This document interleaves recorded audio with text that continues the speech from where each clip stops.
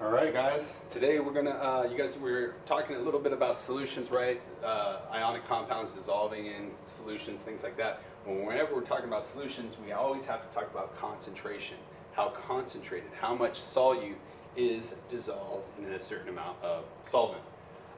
And the typical unit we use, most of you guys should have learned this last year, is what's called molarity. We measure the concentration of a solution in molarity. Two solutions can contain the same compounds but be quite different because they have different proportion of those compounds. They have a different concentration. Really, that kind of makes the difference between, for example, an acid which I could drink and an acid that would kill me.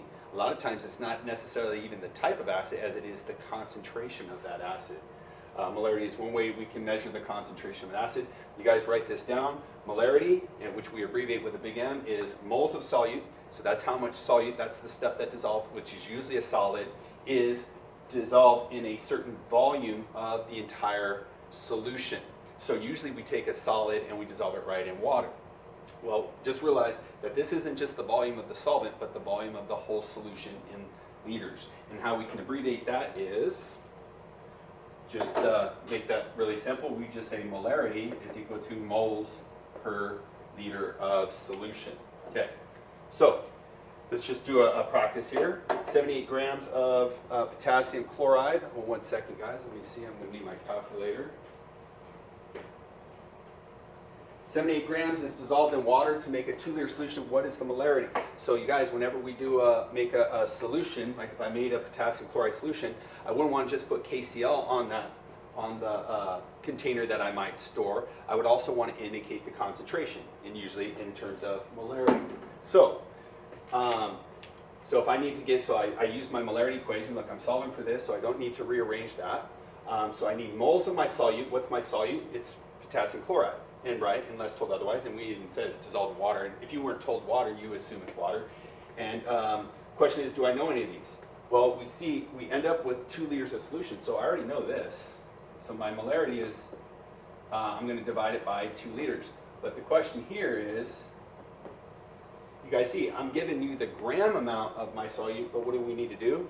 Convert it to the mole amount. So we should know how to do that. 78 grams of potassium chloride. You guys remember, to go from grams to moles, use the molar mass. So I look up on the periodic table. Potassium weighs 39. Chlorine weighs 35.5. So 39 plus 35.5 is 74.5. Yeah, 39. Yeah, just make sure. I'm sorry, guys. Yep, 74.5 grams. And that's per 1 mole. So the grams cancel. So what I'm going to do is I'm going to take 78 divided by 7.45.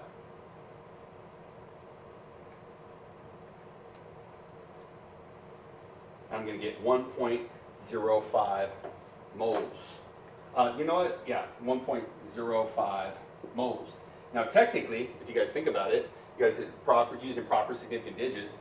We use this a 2-digit number here divided by a 3-digit number. Remember, your answer can only be as precise as the least precise number used to get it. So technically, I'm limited to 2 digits. Sometimes I forget to do the significant figures. So the question is, how would I write 1.05 in terms of 2 significant? Because you guys notice here is 1, 2, 3 digits. So I go 1, and then I have my second digit. We might be inclined to put a 0, but the number to the right is 5 or greater, so I round that up. It's 1.1 moles. So that's what would go in here, 1.1 moles. So then what do? To get the molarity, I just go 1.1 divided by 2, and what do I get? 0.55. So the molarity here is 0.55 molar. That's what we say it is. And if we want to be even more specific, right, I have a 2-digit number. Oh, you know what? This is a 2-digit number, right? It's 2.0. So therefore my answer can be the 2 digits. So that would be the molarity. So that's what I would put as a label on my stored solution, 0.55 molar potassium chloride. All right. You guys are familiar with the Sphinx right there in Egypt? It's kind of a powerful looking cat, right? Because the Egyptians used to worship the cat, right? So let's try a different position. So they were watching cats in the day, and they decided they wouldn't make the Sphinx look quite like that. Okay. Anyways, Mixing a solution. To create a solution of a known molarity, you guys, and that's what chemistry is all about, right? And that's unfortunately what you're not able to do right now is the practical side of chemistry. But like we wouldn't just talk about making solutions, but we'd actually make solutions, right? That's what we do. So let's see if we got a little challenge for us. So the solute, okay, so they're just basically showing you guys what, telling you what you do. You take the solute, you'd add it to what's called a volumetric flask. This is a volumetric flask. You guys will notice it's got a very narrow neck. That allows us to measure volumes very accurately. And then the solvent is added. You notice they say the solute is added before the solvent, so we'll practice that. Just kind of do a little simulation. Okay, question is, how would we make 500 milliliters? Let's say you're a lab tech working for a professor, or just, let's say in a lab, an AP lab, I might not have a pre-prepared solution for you. I'd say you got to make your own solutions because you're big old AP students, you need to know how to do that. You should already know how to do that, okay? So, question is, if I had to make 500 milliliters of a 1 molar NaCl solution. So, what would be the first thing you do? You have to make NaCl, you guys know, is a salt solution. What is the first thing you need? Well, you need some salt. You guys know you're going to have your salt. It's going to be a solid. Solid. It's like rock salt. So, and what do I want to know about this? I got to make this solution. What do I want to know about this? Yeah. How much of this do I need? So, we have to kind of do a little reverse here. Okay? I want to know how much of that I need. Well, if I wanted to know how much, what would probably be a unit I would want to know? How much? Probably a mass, gram amount, right? So the question is, how can I get how many grams of salt I need to make this solution here? Well, let's see what we know. Let's say you don't know what you're doing, just put what you do know. You notice we're talking about molarity, so you probably put your molarity equation, right? And then, check it out, you would just put the information you know. Look, do I know the molarity? Oh, I do know the molarity. It's 1 molar. Do I know the moles of salt here? No, I don't, so I just put moles. Do I know the volume of the solution? Yes, but we have to be careful, guys. What is that? Always, it's per what? Per liter. This is in milliliters, so we have to convert it to liters. Always convert it to liters, guys. So how much is, if there's 1,000 milliliters in 1 liter, what's 500 milliliters? You guessed it, it's half a liter. So, if I know the molarity and the volume, what could I use this equation to solve for? You could use it to solve for moles. Let's say you don't even really know why you're doing it, but guys, get some information that you didn't have before. You know, to get this by itself, you just multiply both sides by 0.5 liters, right? Whatever I do to one side, I do to the other. And you guys see how it works out? Look, because molarity is actually moles per liter. So when I multiply these, the liters cancel out, and what am I going to get? I'm going to get moles, right? So what's half times 1? It's just a half. So what does this tell me? You know what I just figured out? I need 0.5 moles of NaCl. That's how many moles are in this solution. That's what I use the molarity. And now you guys can, now it's probably making sense. You're like, oh, so if I need 0.5 moles, can you guys figure out what 0.5, can I use a scale and push the units to moles? You can't, you know, because moles is not a measurement, it's a number. It's a number of atoms or molecules. So what do we want to do? Convert moles to, you guessed it, grams, okay? So we're just going to go the reverse now. Now we're going to go moles to grams. So I got to grams of NaCl. Once again, how do I do that? I use the molar mass, so I have to look up at the periodic table, and that's where I'm looking now. Sodium weighs 23, chlorine is 35.5. That's 58.5 grams per mole. I'm going to put the 58.5 grams here on top, 1 mole on the bottom. And why do I do that? Because I want the moles to cancel. Remember the last one we did, we put the ones on the bottom, but now it's going to be 0.5 times 58.5, so that's half of 58.5. Let's say my brain's not functioning too well right now. I probably should be able to do it in my head, but I'd rather just rely on my calculator this time. And I'm going to get 29.3. 29.3 grams. What did I just figure out? This is how much salt I need to make that solution. So then how do we practically do that? I take my salt. I don't have my scale. Let's assume I had a scale. I'm going to use my weigh tray. I'm going to zero it out. I'm going to place the salt. How much salt am I going to pour on that electronic scale? 29.3 grams, right? Technically, I should be using my spatula, right? Put it on a scale. Then I'm going to transfer that 29.3 grams of salt. Let's say I'm going to transfer it to my volumetric flask. Notice what kind of volume, let's say, either way. I put let's say there's a 500 milliliter volumetric flask. Okay, so now I have the proper amount of salt. Now what's the last thing I do? Now you just what? You just add water, right? So I'm just going to add water to that. And then what am I going to do? I'm going to add water till the, let's assume this is a 500 milliliter flask, add water to the, usually I'll have a mark here, 500 milliliter mark, and therefore I know I have half a liter of a 1 molar NaCl solution. Okay guys, that's what you guys would be expected to do as AP students, and if you guys end up being like a lab tech in a college level chemistry course. All right, a little bit more here guys. Sometimes we have to do dilution. You notice there wasn't a dilution, that was just making a solution from a solid. Remember, a lot of solutions are just a solid dissolved in water, right? Well, there's a lot of times you're going to have to make what's called a dilution, because you guys can imagine what kind of chemicals, if I order solutions from a chemical supply company, what kind of solutions would I typically order? I'm going to order very concentrated solutions. And why would I do that? Because I can start with a very concentrated solution, and then what can I always do to it? I can always dilute it down. Let's say I order a 12 molar acid solution. You guys, I would never have you guys work with a 12 molar acid solution. That's way too dangerous. I could actually get fired for putting you guys, lives at risk. We would typically work with, at most, a 3 molar acid solution. But if I order a 12 molar solution, what can I do? I can dilute it down from a 12 molar to a 3 molar, and that's what we're going to show you guys how to do here in just a little bit. So this is saying, rather than reading all this, we're just kind of demonstrating. You guys can always copy this down. It's up to you guys. Here's the typical, definitely copy this down, guys. This is the dilution equation. Back in honors chemistry, we derived that. I don't want to take time to derive it, but this is an equation you would use for dilution purposes. If you ever started with a more concentrated solution and you had to dilute down, M1 times V1 equals M2 times V2. You guys, the ones represent our initial solution. That would be our concentrated solution. And then the 2's represent after dilution. What is the molarity? So the molarity of my original solution times the volume of that would equal the new molarity of my diluted solution multiplied by its volume. So we're going to write that down, and we're going to practice one. I'll show you guys how we're doing, okay?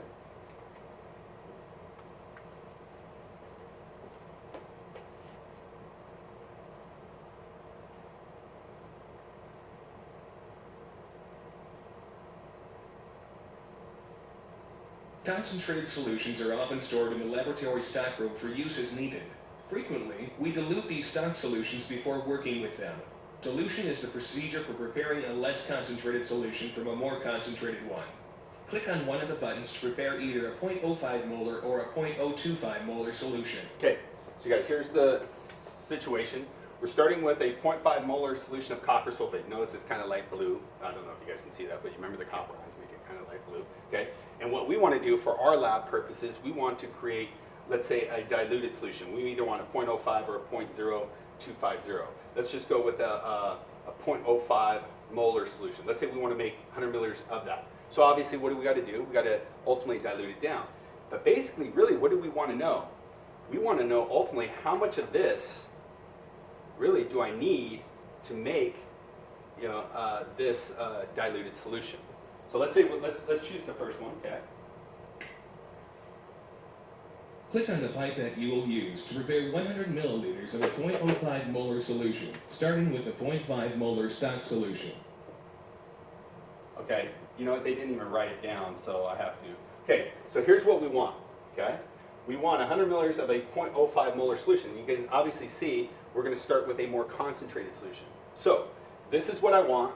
This is what I'm starting with. So now we got to try to make, okay, so now we want to take any information we have and place it. What we want to do is list what we know. So what I've always encouraged students to do is actually make a list. So we start with our equation, M1 V1 equals M2 V2, okay? So now the question is, what do we know? You know what? Or, you know what, it might even be better. I think it's even better if you can determine what actually am I looking for? Do I need to know the molarity of the new solution? No. Do I need to know the volume of the new solution? No, they already told me. Do I need to know the molarity of my initial solution? No, we already have it. What ultimately do I want to know? I want to know what volume of this, you guys remember this is my original concentrated solution, what volume of this do I need in order to make that solution? So then my new solution, my new molarity is 0.05 molar. My new volume is 100 milliliters. And you guys see the initial molarity was 0.5 molar. So now I can just play. So the question is, look, I'm looking for V1. So then I can just arrange this, solving for V1. How do I get that? How do I get rid of M1? Divide by M1. Right, guys? This is why we learn algebra concurrently or before we do chemistry, because we use a lot of algebra in chemistry, right? So then V1 is equal to M2, which is right here, 0.05 molar, times V2, which is 100 milliliters, divided by M1, which is 0.5 molar. Oh, you guys, before we start, you guys should have at least been able to predict something about V1 even before. You guys, that's what I want you guys to do as honors or AP chemistry students, is not just punch numbers, you know, brainlessly into a calculator, whatever number you get, you're like, oh, that's the answer. I want you guys to be able to predict. Can someone, I act like you guys are still in my class, but I want you guys to really think, what can you guys predict about V1? Something about V1 before punching any numbers. What you guys should be able to predict is that this value here, it's got to be less than what? It's obviously got to be less than the solution I'm making. Why? Because I need less of this, because ultimately what am I going to do to this? If I'm going to dilute it, you're going to add water to it. So I need less of it than the solution that I'm making. So when I punch these numbers, I better get a number less than 100. So you guys notice, look at your units, always include units, guys. Look, molarity cancel out, and sure enough, what do we end up with? Milliliters, which is a volume unit. So go 0.05 times 100, right? That'll just move the decimal over 3 places. You guys, right? I'm just going to do it easy. This one you don't even have to use a calculator for. You move the decimal over 3 places. That's going to be 50. And then a 50 divided by a half. You guys know what divided by half is? It's like multiplying by 2. You guys can punch it in your calculator if you want. And what you find out is, wait, did I do that right? Oh, no, my bad. Woo, stupid. I'm sorry. When you multiply by 100, I'm moving it 2 places. You guys probably caught me, didn't you, on that one? I move it 2 places, so that's a 5. So the decimal goes here to 5. And then divided by half, which is essentially multiplying by 2, it's actually 10. And you know how I caught myself? Because I was going to put 100, but right off the bat, I remember, oh, no, it's got to be less than 100. See, that's where you can catch yourself if you actually are making some estimations, predictions ahead of time. So 10 milliliters. What did I just figure out, guys?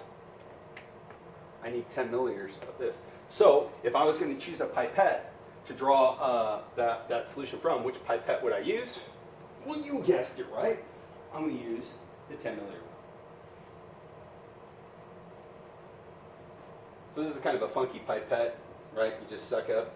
You're going to have exactly, you see how you let off a little bit? You're going to have exactly at that point 10 milliliters. Notice how precise it is. It's 10.00 milliliters. That's how precise some of these. Click the button to add water to the mark on the volumetric flask. So you notice what they did? They used a size volumetric flask, 100 milliliters, because remember, that's the amount of solution I wanted. I put 10 milliliters of the concentrated solution in there, and now what's the rest I got to do? Just add water. And do I have to add a specific amount of water? No. You're just going to pour water until what? Until you reach the 100 milliliter mark.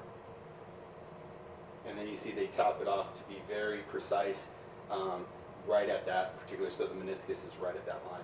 And then what's the last thing you got to do? You have prepared Shake by that bad dilution boy up. 100 milliliters of a 0.05 molar copper 2 sulfate solution from a 0.5 molar solution. Okay. I think, I'm not sure, I think we might be done. Hold on, guys. I'm not too sure yet. And you know what? We are done. All right, guys. We'll see you guys next time. Bye.